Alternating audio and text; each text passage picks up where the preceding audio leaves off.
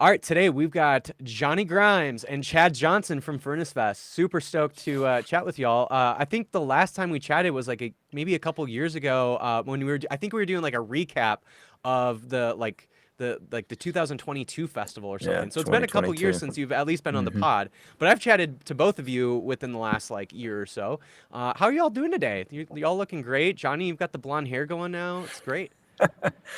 Yeah, doing well, doing well. We're just really kind of in the thick of things, planning the festival. Actually, Chad and the guys and Lena and the whole team are going to be in Birmingham tomorrow. Heck yeah. So, yeah, so it's our first like full on-site production meetings. So yeah, things are going really well, man. Love Yeah, it. it's always fun. Just like being able to tour Sloss furnaces with the gang way before like any kind of festivities happen, and just realizing how much that place is transformed Mhm. into what everyone has come to know as Furnace Fest for 3 days. But yeah, man, it's exciting. What is it Thanks for like when having us, by you the way. Oh, of Yeah. course. What's it like to show up to the Sloss furnaces when there's like nobody there? Like I've only known it to have like 1,000+ people, like thousands of people there. That's the Hmm. only It's way I've quiet, experienced it. It's Very. probably peaceful. maybe eerie and creepy. I don't know. I don't get the. Yeah. Do you get the creepy part, Johnny? No, not at all. You haven't seen the ghosts that are supposedly wandering around there? No, man. Maybe this will be the There's no ghost. time. Maybe tomorrow or Wednesday we can get David to take us down into the haunted chambers or something. Yeah, we I did absolutely need David to do that. like the first time that I took a real tour of Sloss to consider it for Furnace Fest back, like 20 something years ago. I do remember somebody like taking me down, like exploring some of the like underground chambers, and it was pretty spooky, but not in a like I didn't hear ghosts or anything, but it definitely felt a little creepy. I was like, man, there's for sure some worms and bugs, maybe a snake or two down here. Yeah. I don't want to mess with the snakes in southern Alabama. No, It's thanks. just No, Those are no, far more scary than the than the snakes of ghost. Sloss are not oof. to be reckoned with. I love walking around Sloss when there's nobody there, and so I love it because all my memories are so amazing, and just being surrounded by thousands of people who you love and respect, and so I love just walking around and contemplating what was and what is to come. Right. I mean, this time last year when we went down for the same meetings, it was the farthest thing from peaceful because they were completely destroying the shed stage. They were literally like tearing out the old stage, and like they were doing something with the concrete. So it was just so loud and obnoxious. This time I feel though it's just going to be like, dude, let's bring the hammocks and set up shop for a while. Smoke cigars in the hammocks.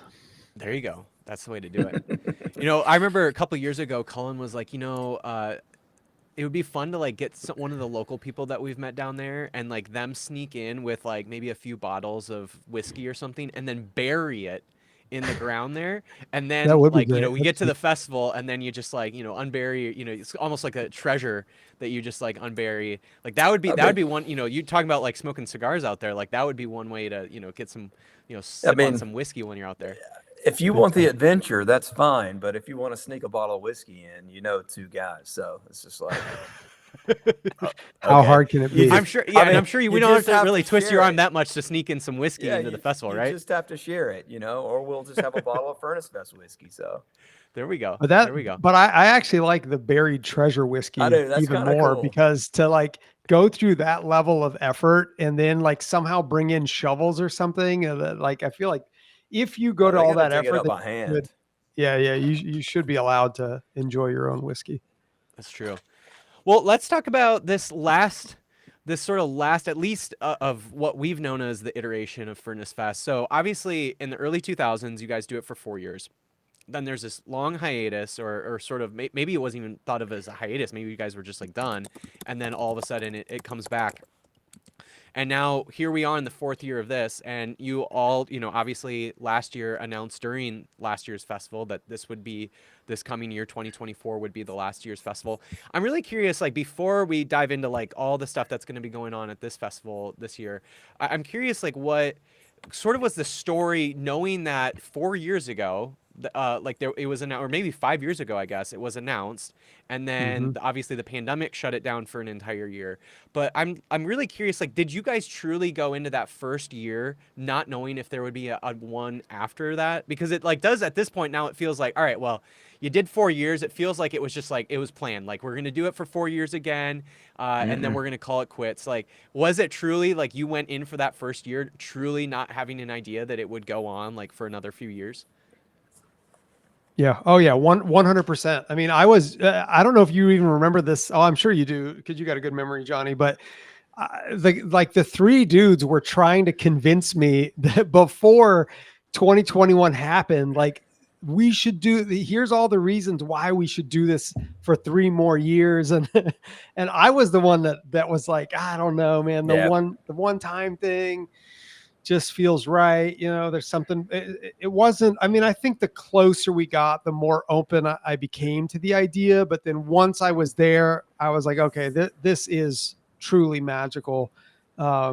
We really do need to figure out how we could fulfill like the original 4 years as a thing. But no, prior to that time, it was, I don't even remember up until maybe a few months before the festival that I don't even think it had even come up in conversation as like, should we do this for 4 years or, when did that conversation happen then? Like, were you guys like in your second year of the festival? So like, what is that, 2022? Like, at what point did it come up where you're like, all right, maybe we should just like do the 4 years since the original run was 4 years? Like, at some point that conversation must have happened. When was that?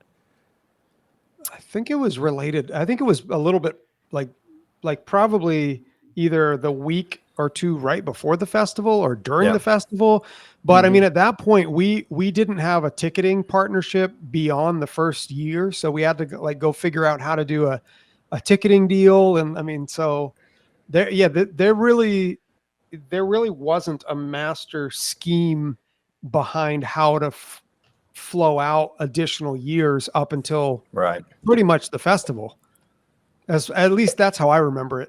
Right. It's funny how now a few years back it feels. The conversation started happening maybe a month before the festival 2021.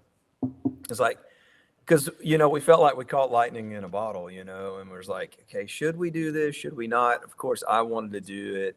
Mike and Ryan definitely wanted to do it. And Chad's just kind of like, Chad is far more careful about things, and he's constantly reeling us back because we would just. I mean, there's a reason why he doesn't have yellow hair and you do. Yes, and a mustache. Yeah, I don't have yellow hair and a mustache. What does that say about me? Boring. Please. But yeah, we made that decision the week of to do it again. I don't know if we made that decision to do it 4 years though until after the 2021 was over and we were kind of well into the planning of 2022. And I think it was oh no, go ahead.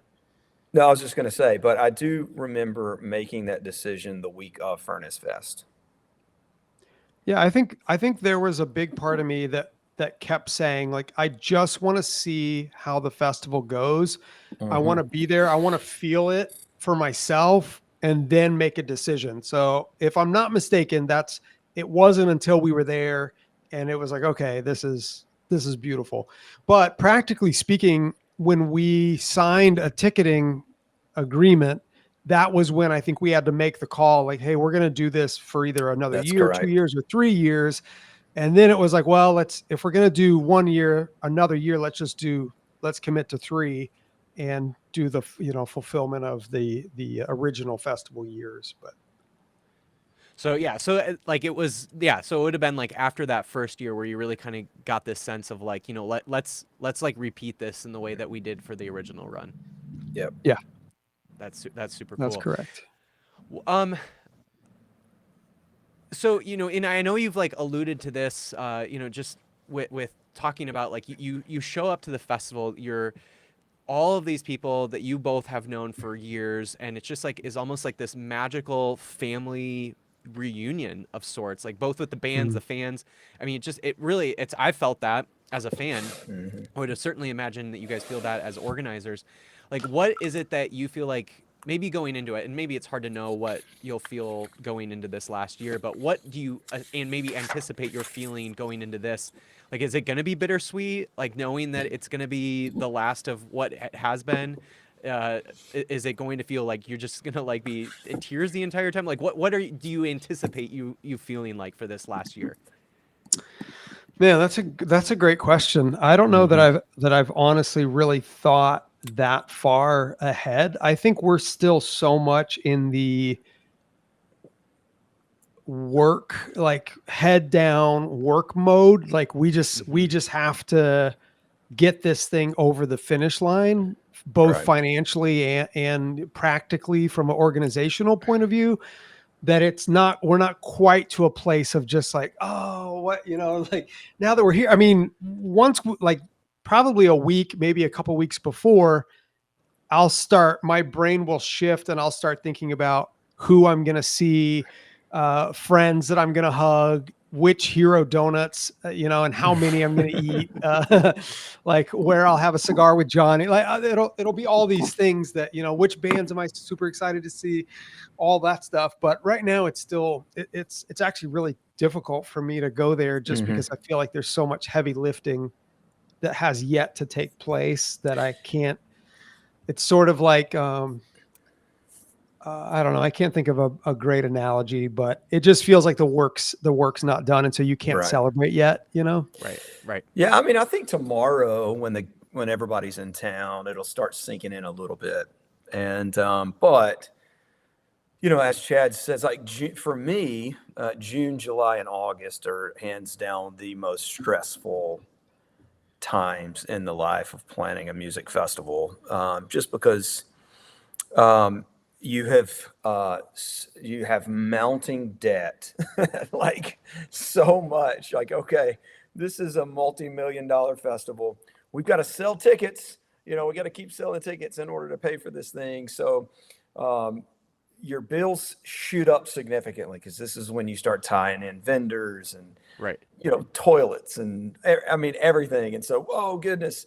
And then ticket sales, are strong, but they're just slowly growing. And then you'll have a massive pickup towards the end and you're like, okay, we're only going to lose X amount of dollars, or hey, we're going to break even. So Right. this is notoriously the most stressful part of time in planning a music festival. But I'm an extremely sentimental person. I'm an extremely emotional person. So it starts hitting me pretty early, and I'll probably see everybody tomorrow and probably get a little teary eyed. Yeah. It's going to hit you then. What about for you, man? What do you Oh. look forward to, or what do you anticipate? Well, again, like going kind of back to what I mentioned before, where in a lot of ways, Furnace Fest feels like a family reunion. And, Cullen and I have been doing this podcast for a number of years now. We've interviewed a lot of the bands that have played Furnace Fest for the last 4 years, or I guess will be 4 years now. We've gotten to know some of these folks really, really well. And sometimes it's like one of these things where, I'm just a fan. Like at the end of the day, I was like a 13-year-old kid listening to Under Oath. And it's like so weird to me that looking back, like 13-year-old Mason would have been like so in disbelief that he would in 15 years interview Spencer Chamberlain, for example, right? So like the fact that I've been able to get to know some of these folks over the years and then meet a lot of them for the first time in person at Furnace Fest has been like such a cool moment. And you just immediately, it's like, all right, now I can see like why we're friends. Like I can see why like it's so much fun hanging out on the podcast. And now I can see like why it's just so much fun hanging out in person. Like it just becomes like that every single year. And so it just really feels like a reunion. And I'm looking forward to that so much again. Like just being with friends, listening to the music that we love, maybe sometimes stage diving. That's what I was going to say. I'm looking forward to you beating your last viral video. So well, the thing no is that pressure. the last one was all predicated on the fact that there was that big barrier in between, right? Or that there was that big jump that was needed to be made. But Well, now you're you just gonna guys have are to- taking those barriers down, which has been great. I was going to bring that up. I'm guessing we can expect that again for this year's fest. Yeah, the I barriers are hope so. gone. So once we got rid of them, they're never coming back unless the insurance company steps in, And Or so, forces us to yeah, reinstall them. we Do you guys they were ever like have to maybe it's like the insurance company, but like do you ever have to like go through that whole processing that like actually the barriers in some way, shape, or form might actually be like create even more of a potential for risk, well. That was or the even like case that remember that we. like first year Yeah. the security team wasn't like super great and like that was a whole security like there was a whole risk there. And it's Hmm. like maybe y'all just need to let these hardcore kids kind of figure it out because like that's kind of maybe the Yeah. least risky thing to do is Well, let them figure it out. this community has notoriously policed itself. And so, but you've got to understand too, the first year it would have been impossible for us to Totally. not have the barricades or to not have a security firm in which we hired, because SLOSS was being ran by someone different than who's currently running it. And so, and they had a lot of different ideals. And just standards and stipulations that didn't necessarily make sense from a live music standpoint. Right. And so we just couldn't do those things. But yeah, that was the point that we made, with David and the Sloss crew, is that we have found that the barriers actually create a little bit more of a risk than not having barriers. That's not to say that we're not going to have a great security team, which we do. We finally have found the right guys and gals who understand the importance of, allowing people to police themselves, stepping in when you need to, but not stepping in when you don't need to. And so, Right. it's been a there's always issues, but yeah, we found that the barricades not only create a significant risk and challenge, but it in a lot of ways goes against the ideals and principles of who hardcore and punk rock is. We've notoriously for since the 70s have invited people on stage to sing, Right. and so let's not create space where that can't take place. And so we were Totally. thankful that last year we were able to do that, and we were able to continue that this year. Well, I'm looking forward to it. Another kind of question that I have around just with this year's festival is what are the bands like, or what are the maybe not even necessarily the bands like maybe it's the food or maybe it's like some of the people you'll meet, but like what are the things that you're looking forward to most for this year's fest? No pressure.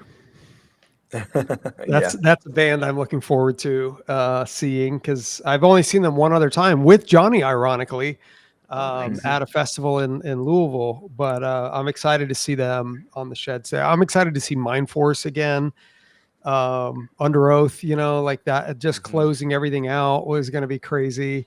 Um, so many Nonus and Victim on Saturday, Seosin, Hmm. Coheed. I feel like every day it's just like there's so many bands that I'm actually uh, floored to see that it's a great problem. I mean, this is unfortunately, or I guess fortunately, this is nothing new. I mean, every year I feel like there's always some band on some stage that I want to see.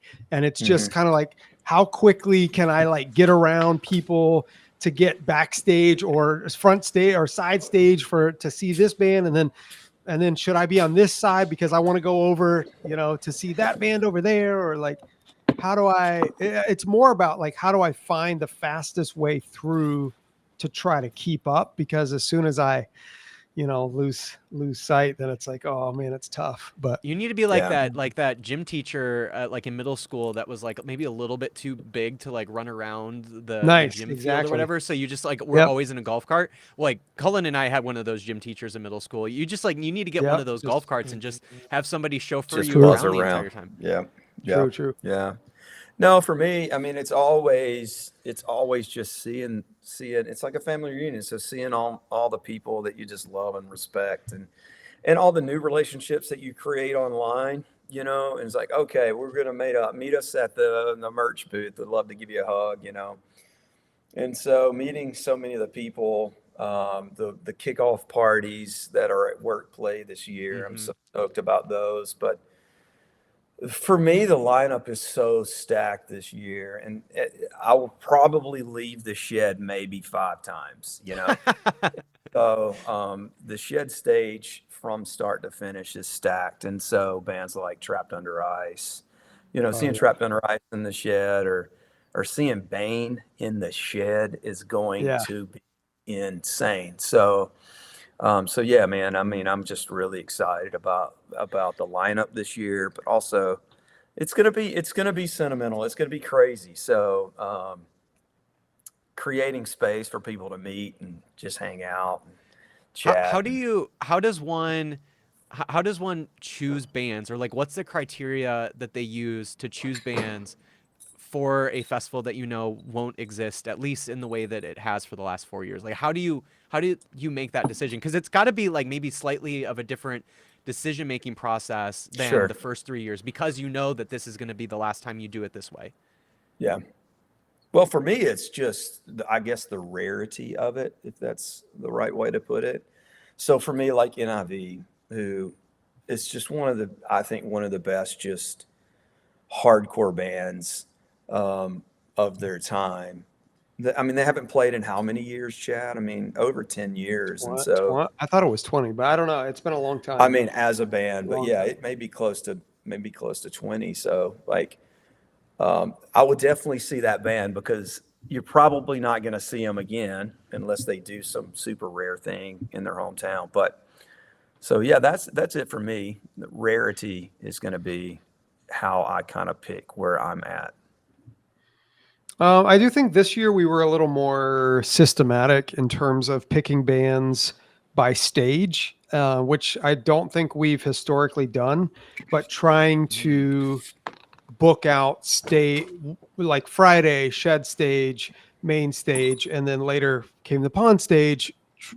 That did help bring a level of clarity that I don't think we've had before, because it's like, well, where does this band fit, and then what about this one? And so that I feel like that would have been really wise to have done from the start. Every year, just have booked it by stage, because then you kind of eliminate a lot of stress and a lot of tension where bands might assume that they would be playing one stage, and then when it comes down to it, they find out, oh wait, we're playing this other stage. Like, wait, we thought we'd be on the shed stage. And part of the curse of Furnace Fest is that it's really, really difficult to compete with the shed. Yeah. And Yeah. I don't think any other stage is even remotely as cool or as exciting as the shed. And that's just like, how do you build like a 150-year-old structure to house like a massive new concrete stage, just so we can say, cool, now we have two stages that are just as epic. So that is it's not to say that the other stages we haven't, I think, kind of made the best with what we've had to work with. But um and there's something like, there are moments where like the pond is going, and then there's a band like Mineral or someone playing, and it's like the lights from the pond and the lights from the stage. It's magical in its own way. It's just that it's like almost every band from start to finish at the shed is phenomenal. Like, it just looks and feels incredible. But there's a lot of times where I'll go to the main stage and like, oh, it's so hot that all the people are like crowded towards where there's shade, but then that looks kind of funny. Anyway, there's a lot of little um idiosyncrasies, I Right. guess, about stages that I wouldn't have originally thought much about. Right. Right. One of the things that I found really interesting for this year in terms of the band selections that you all made, it does seem, and maybe you guys have gotten like the sense as well, or maybe other people have commented on this, but it does seem like this year, from top to bottom, this lineup feels a little bit heavier in comparison to the last few years. Like, the last few years it was pretty balanced between like, the hardcore bands, the metal bands, and then like the indie slash emo bands. And this year it seems like there maybe are a little less of indie and emo bands in comparison to the years prior. Like, was there any sort of decision making around that? Like, I'm curious around that. that because like, and maybe you've gotten that sense too, or maybe you're like, no, I feel like it's just as indie and emo as it always has been. But I'm curious what your thoughts Yeah, are on that. I think where that conversation started is because we waited so long to announce the Pawn Stage. Mm, But I think with announcing the Pawn Stage and now that the full lineup's out, I think it's fairly balanced. Maybe you can make the case that there were three more indie rock bands or emo bands right. last year, and I haven't done the math, but I mean I think that the 3 days at the Pawn Stage, which has been historically kind of where the indie bands and emo bands have played. I think that I don't think that there's a heavy band on that stage at any point. And so I think it's pretty balanced this year. I think the challenge is that we announced all the shed bands first and then main stage bands. And so everybody's like, wait, it's just all heavy bands. And so, but I think now it's pretty balanced. Yeah, there was a conversation early on about, if this is going to be the last year. One of the things that historically has seemed to connect with people most has been the heavier bands. And so I think there probably was a little bit of a bias for us going into it, thinking through. But a lot of times too, it's sort of like what we have to work with, like when a band like Coalesce or No Innocent Victim or Blindside or Trapped Under Ice or whoever says we're interested, but then we don't necessarily have the same caliber of artist on the softer side of the music scale. It's just a little harder. So I think it probably would have felt a little more balanced if we had to a Coalesce. We it wasn't until the very end that we were able to land Reggie in the Full Effect. So, Right. but Right. once there's that, then it's like, okay, now it's kind of a little bit more balanced. But yeah, definitely the fact that we from the start our intention was to pull off this year as a 2-stage year, shed and main stage only, and then we thankfully all realized that no, we can't. It's going to feel way too weird, and we're missing so many bands that Yeah. really help give Furnace Fest the overall feel that it has. And if we Mhm. just eliminate that stage, it's just gonna be strange. And there's so many people that I think would have felt Yeah. underappreciated, Mhm. Yeah. underrecognized. But Well, and then also, a peek behind the curtain, Mason, is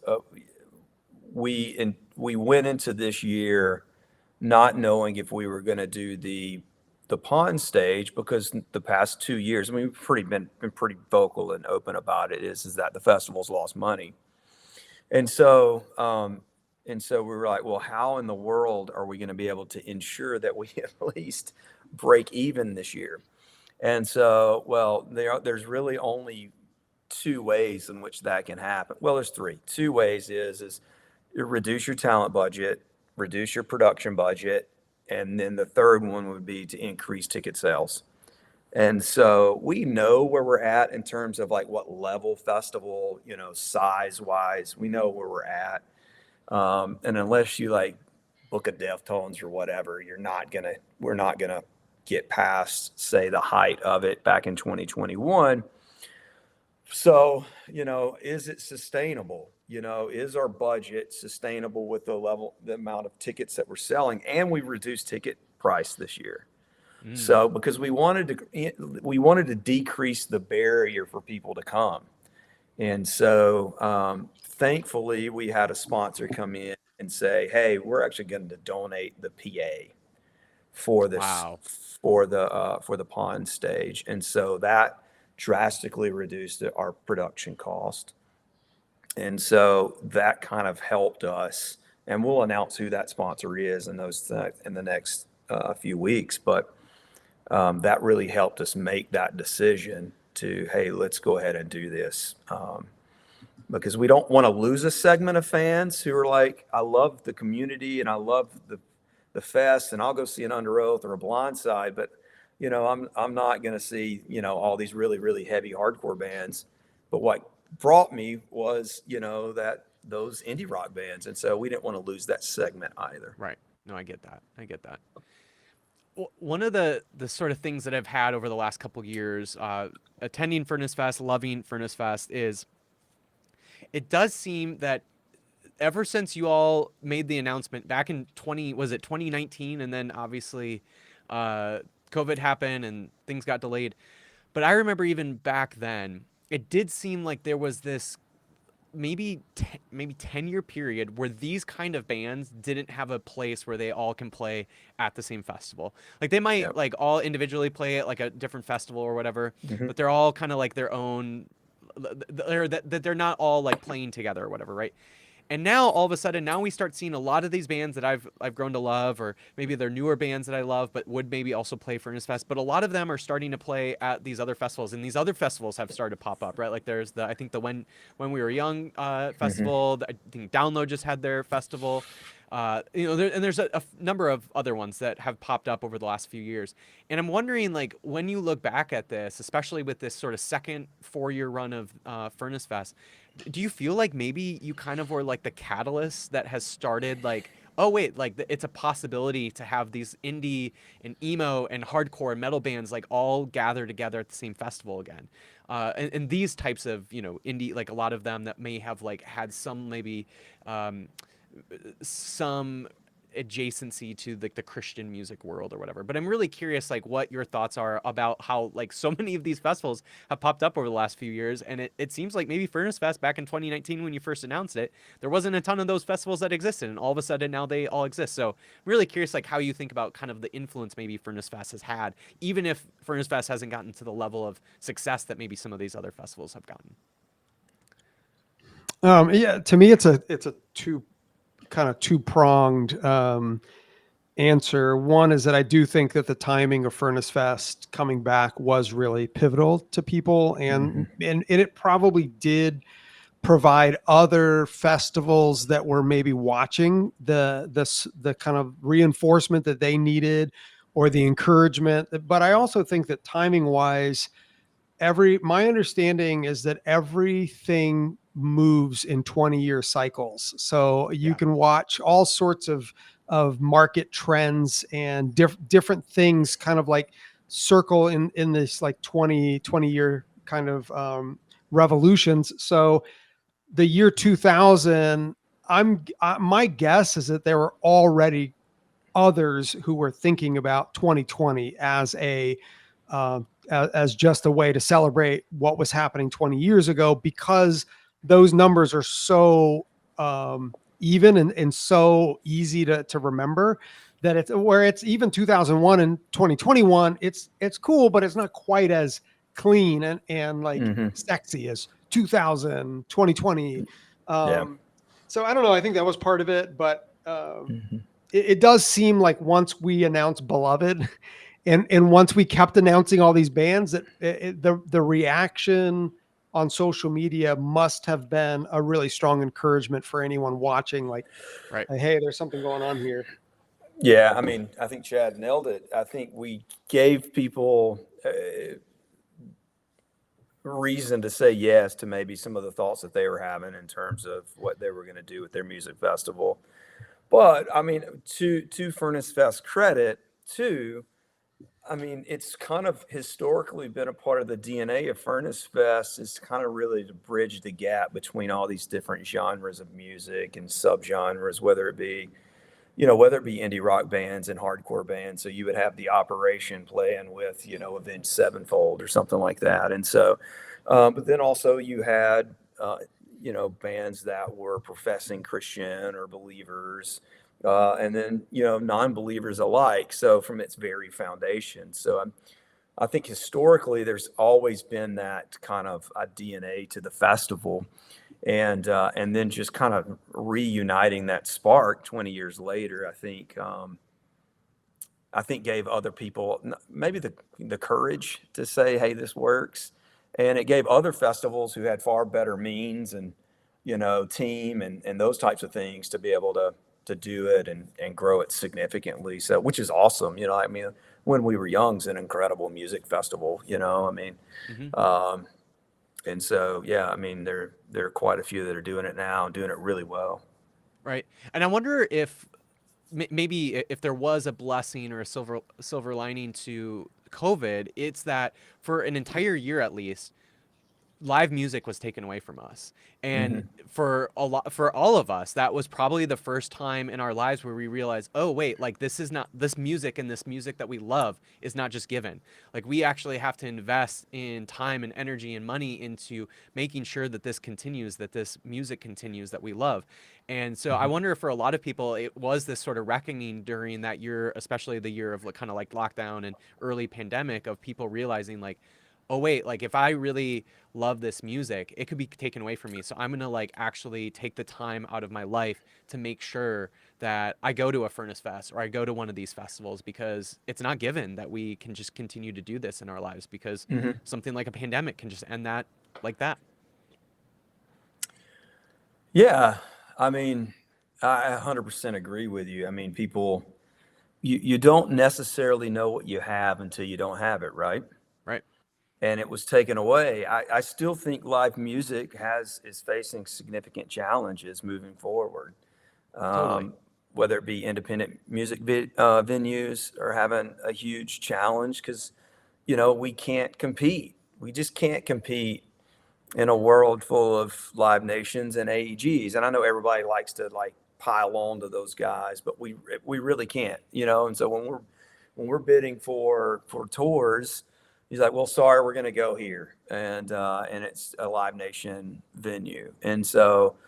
But that's also happened in the festival world, I Mm. mean, independent music. I mean, independent festivals are a dime a dozen now. Like there's only a few. I mean, like what we were talking about when we were young. I mean, it's a live nation event, and that's it is what it is. And so yeah, uh, the music industry faced a significant challenge during COVID because it was essentially taken away from us like that. And thankfully, we still have access to that. But now it faces this whole new challenge, which is major corporations coming in and absolutely controlling the whole chessboard. And so it makes Hmm. it really challenging. I don't necessarily know if that was exactly your question, but that's kind of where I went. Or I mean, it's just a reflection on, yeah, just the kind of the state of the world. And I wonder like Hmm. how much, knowing the fact that at least for a year, live music was taken away from all of us. Yeah. And we sort of like realized like, oh wait, this is something that we really cherish. And it's not just a guarantee, it's not given to us. So we've got to, make sure that we continue to support small artists, support these small independent festivals, because they can be gone in an instant, just like they were because of the pandemic. 100%. I think it's vitally important that we continue to support small touring bands, independent venues, and then independent music festivals. Even if you remember the day, Mason, where you would just say, "Hey, there's a show happening at Slacker 66. I don't even remember who's playing. I just know there's a show and I'm showing up because Right. one, that's my community. I want to be around those people. I want to hang out. I get to support the bands, and so here's my $5 and two cans of food. And so the bands are vitally important. The music's vitally important, but it was so much more than that. It was about the Totally. community, the atmosphere, and those are still present. But you have to have that level of commitment to say, hey, I'm going to, like, there's this great little music, this club here called LCY. I'm going to LCY tonight, not because I necessarily know all the bands, it's because it's LCY. And Right. so I'm going to support the community in which I've given my life to. Mm-hmm. Mm-hmm. I know you guys have like talked a little bit about, we really have no idea what's going to happen with Furnace Fest after this year. And I truly believe that you guys like have not made plans and you're just being coy about it. But I'm curious, like maybe what are at least like some of the possibilities? Like, is it that just like the brand of Furnace Fest, it's done, we'll never hear about it ever again after the first week of October?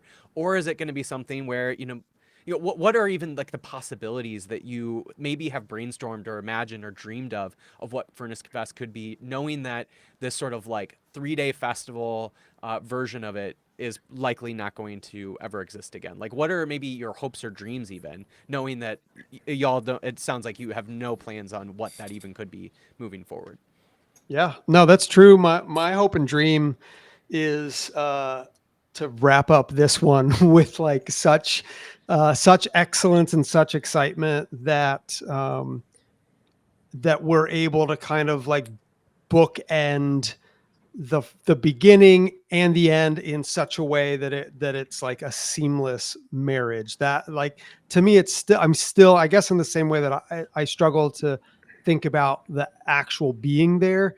There's a part of me that's just like, we just have to get through this one. But you're right. I mean, I think it's more, there aren't any plans, or aren't any, I mean, it'll be the first year where we don't, and I'm very confident in saying this, where there won't be a save the date, get your super cheap ticket to Furnace Fest 2025 on the Saturday night of Furnace Fest. It'll truly be a thank you and good night, or thank you and farewell, or whatever the phrase is. I think that other people have suggested we do things like cruises. Maybe we move the festival somewhere else. Maybe we do multiple festivals. Maybe we do a bigger festival, a smaller festival. Maybe we come up with a different name. Maybe we collaborate with someone else. Like there's been a lot of ideas put forth, or like friends and fans will suggest, like, you guys should really do this. But as it stands currently, it's just exciting to wrap up the original vision of 4 festivals without an ounce of pressure for anything beyond this. And it's just like, dude, we did it. We did 4 monstrous festivals year after year. And that's incredible. Originally we said 1, and then we did 4. So that's an amazing feeling. I mean, my hope is that it's a multi-part book, and this is the end of chapter 8, right? And so, but it's been a 2-part series, and who knows, maybe there's part 3 and a part 4, but that is not in the plans. It's not in the plans. We want to do this one really well, and we want to, like, bookend it, like Chad said, and walk away going, man, we were really proud of what we've accomplished the past 4 years. Now, where it goes from there, I have no idea. Right. I was reading Rob Bell yesterday, and he had this like great little kind of quote around like where he was talking about ending things well. And he was like, the act of, or the practice of ending something well is really, really important in people's lives. And where he talked about, he had some sort of line where he's like, there is a fine line between something being a graduation and something turning into a divorce. There's a fine line between that, of ending something well, or again, it could easily turn into now it's not ending well and it's turning into something like a divorce, right? So I'm just curious, like, what does that look like for y'all to make sure that like this ends well? I don't, like, however you want to take that, whatever that looks like. Maybe that means selling enough tickets where we can break even. Maybe that is ending well. But I'm really curious, for you all, that would be great. What does ending well look like for y'all? Yeah, I mean, without a doubt, just at least a break even. Profit would be greatly appreciated. But I think that I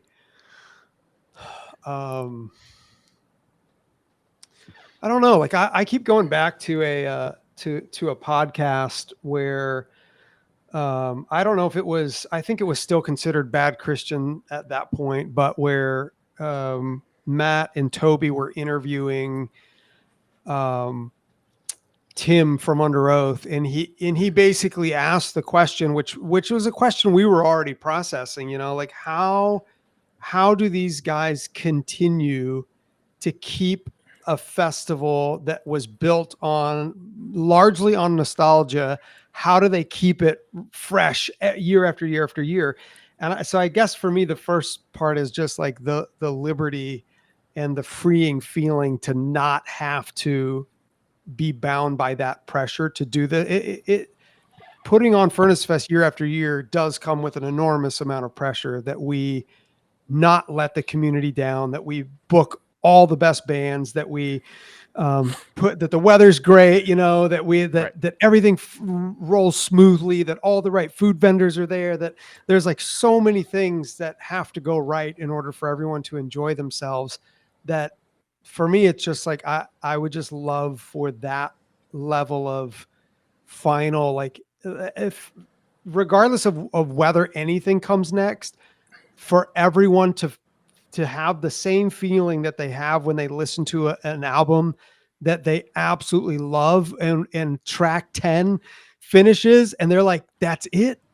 Like, I want more, like that. To me, that would be the perfect punch, because wanting more versus that like divorce idea, like, man, why don't these guys just shut it down? Like, this thing died like 4 years ago.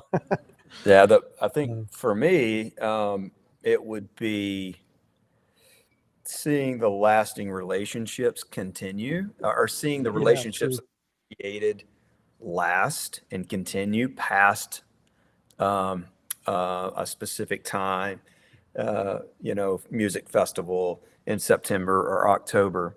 That's really what I hope continues. So the Facebook Furnace Fest community group still thrives on the daily. Those relationships that were bonded around this event still last many, many years into the future.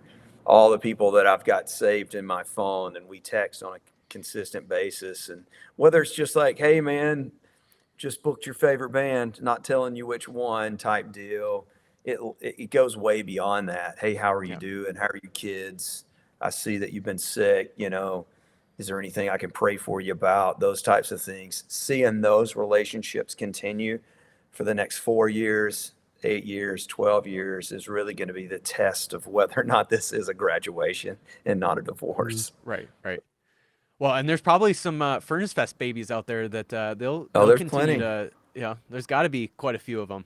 I mean, Marriages. I've definitely heard of people that have met at the festival and started dating, and maybe they're at the point now where they're getting married or engaged or whatever. Like, that's a whole reality of this festival, and y'all are the matchmakers. Yeah, there's been people married you're the new at Tinder. the fest. There've been people, they've married at the fest, got engaged at the fest, met at the fest. I think there's even a few that conceived at the fest. We'll talk about that. Let's hope that it was like maybe back at one of the hotels or something, not on the festival grounds itself. All right. Johnny's lips are sealed. There's quite a few stories. You know more than what should be said. Yes. So. Well, to kind of close out, it's been 3 years. Obviously, you both are going to make a ton more memories at this last year's festival, but you have at least 3 years of this last iteration of the festival. From the last 3 years, what are some of the your favorite moments that you can think about? Like that, just like maybe it's like some band playing at the Shed, or maybe it was like you had one of the burgers that Andy from A Plea for Purging made, and you're like, that's the best burger I've ever had in my life. Like, but what are those favorite moments you think back from the last 3 years, knowing that you're gonna make a ton more memories this year?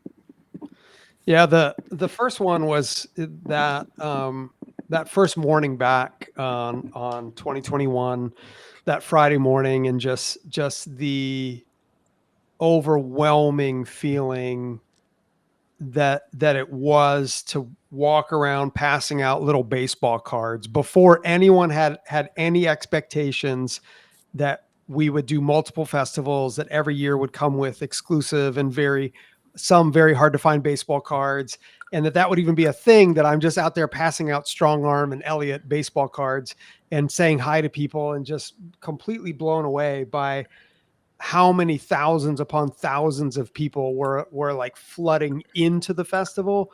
And then to see, I don't know, just there's so many bands that so many, like the fact that same year that Under Oath played When the Sun Still Sleeps, like That was one of the more shocking moments because I never thought they would ever play that song again.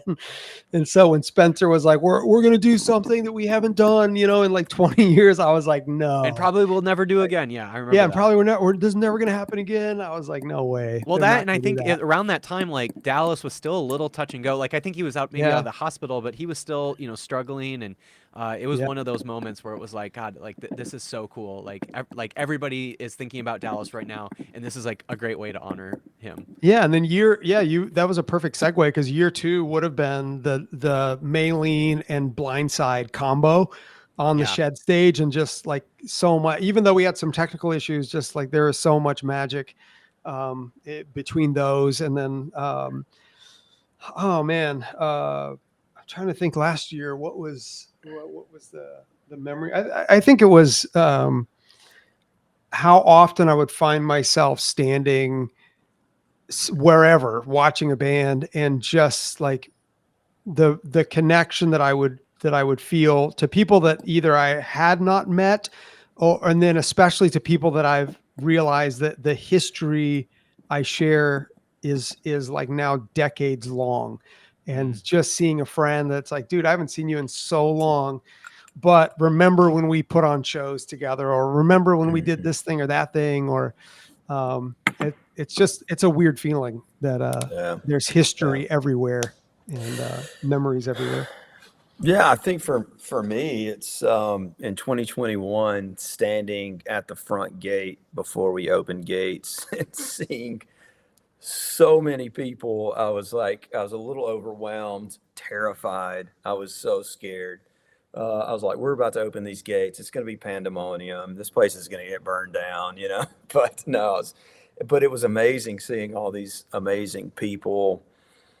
And, musically, I think Stretch Armstrong really was like the crown jewel for me, because they had been such a instrumental band for me in my life. And of course, Beloved was incredible. And that moment that Chad had with everybody on stage before Beloved was really special. I think it set the tone. It set the tone for Furnace Fest, and that tone has been carried over for the past few years. And then that first year, I think, really, you can't talk about it without talking about the relationships that were created and that have lasted, for the past few years. And then 2022 was a massive challenge for us all. We were all completely stressed out. We were all, there were times where we're like, dude, we're doomed. Like, this is rough. I mean, we lost $200,000 that year. Wow. And so when you're going into a festival knowing that you're about to lose that much money. And once again, you're just 4 guys who don't have that kind of money.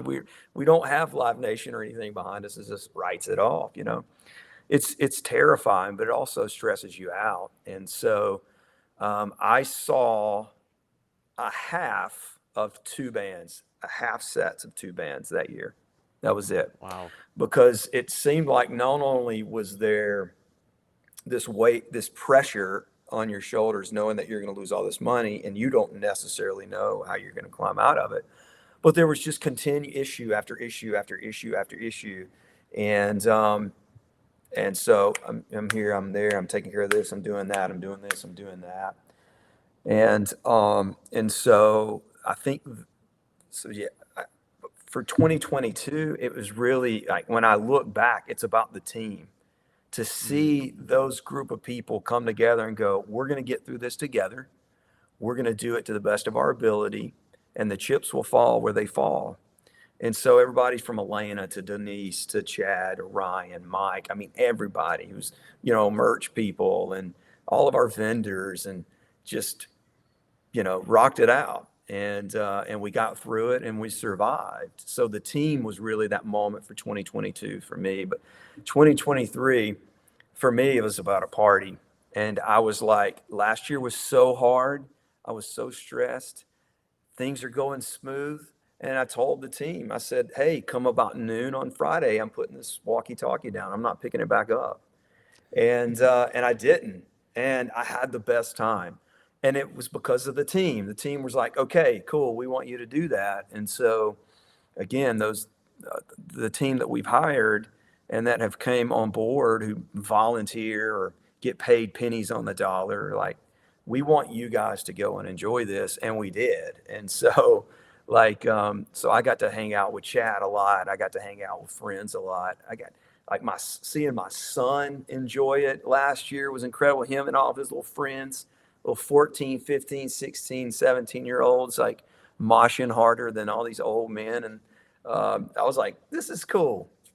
And then having my daughter on the stage, she's 12 years old on the stage watching Turnstile, and her eyes just, light up. And then every year for me, and this is going to sound cheesy, but every year for me is when Chad and I pull out cigars and we clip the tip, baby, and we light up. I'm just like, okay, this is why we do it.